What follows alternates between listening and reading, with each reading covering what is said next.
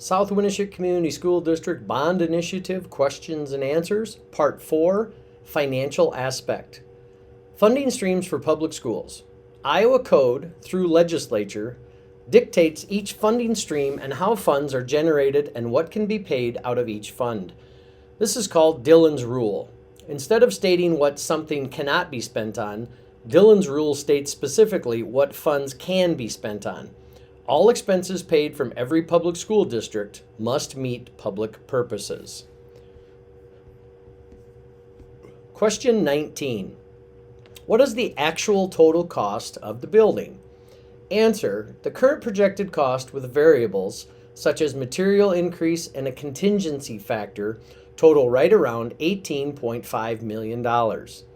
Other expenses associated with the building and campus make up the difference to $19,155,000. Question 20. Explain why PEPL and SAVE doesn't take away from this levy but can be used to do the projects at the elementary middle school. Answer: one option we had to cover the expense of building a new high school was to raise the debt levy tax rate to $2.70.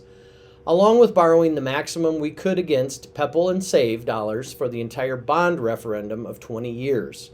However, this option would leave us with no money for recurring costs such as purchasing a new bus, updating our technology infrastructure, hardware such as computers for students, and software, or for routine maintenance expenses such as building repairs, new flooring, or repairs to a roof, etc., for the entire 20-year loan.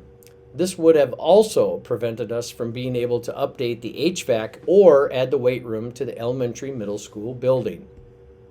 Second answer: the second option we had was to raise the debt levy to $4.05, leave the PEPL and SAVE alone, and adjust other levies to have an overall net increase of $2.48.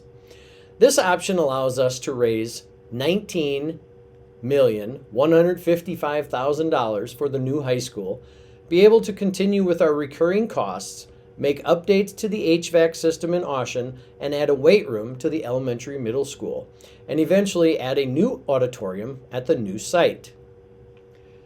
Question 21.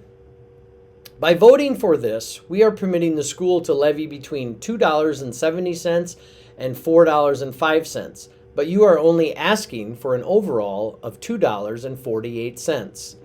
Answer: that is correct. In order for us to levy the needed funds to build the new high school, we must levy up to the $4.05 amount for the debt services levy. However, we can lower the overall tax rate by reducing the amount of money levied in other individual areas, such as the management fund and the instructional support levy. Remember, there are different levels and funds that make up the overall tax rate.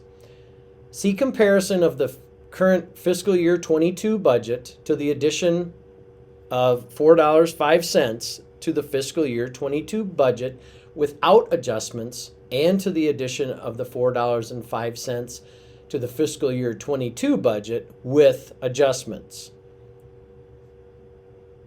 You can see this table by going to this page and clicking right there, and it gives you the same page. Question 22. Can you be sure that the maximum levy would only be $2.48, so that it is a little under 20% of the $12.51? Answer: this is the South Winneshiek School Board commitment to the community. This commitment to keeping the tax rate low and stable can be seen by taking the past 9 years of tax rates and calculating the average, which is $12.51. Which is Southwind's fiscal year 22 budget's tax rate. Second answer: the tax rate proposal for the last levy in 1992 for $2.5 million was $15.24, which is a quarter more than what we are proposing now to raise $19.155 million, and the interest rates at that time were between 7 and 8%, versus the interest rates currently, which are 1.5 to 1.75%. Question 23. Will there be another bond issue in the next few years, and how would that work? Answer: there are no plans to go out for another bond referendum if the current bond referendum passes. Question 24. If the bond does not pass, how does that impact Southwind's ability to continue as a district? I really struggle with the fact that about 5 years ago, Southwind created a committee to evaluate the district's ability to continue as is, merge with another district, etc. And now we are talking about building a new school. What has changed in the last 5 years that can justify building a new school? I'm looking for concrete examples, not a fluffy, beat around the bush answer. The answer is, the purpose of the Future Direction Committee was not to address Southwind's viability. It was to look at how we could enhance education between districts. Question 25. What is the estimated cost per square foot for the proposed high school?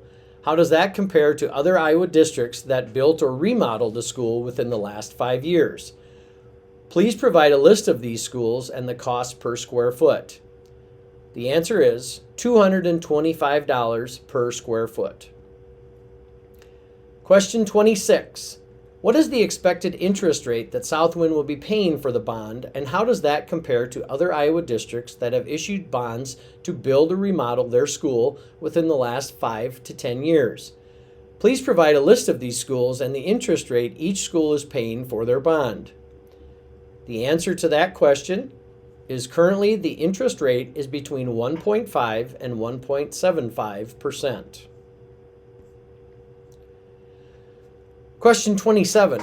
What is the number of Southwind teachers, staff, and administrators that live in the district versus outside of the district?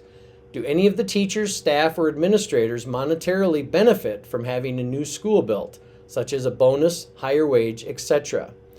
The answer is, we hired the best candidates who can provide our students the most opportunities, regardless of where they live. No staff member will benefit monetarily from a new facility. Question 28.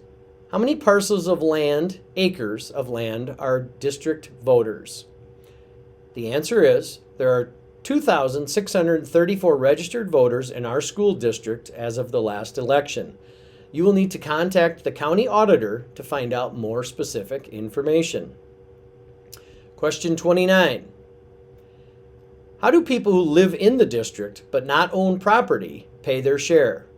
The answer is through income surtax and sales tax.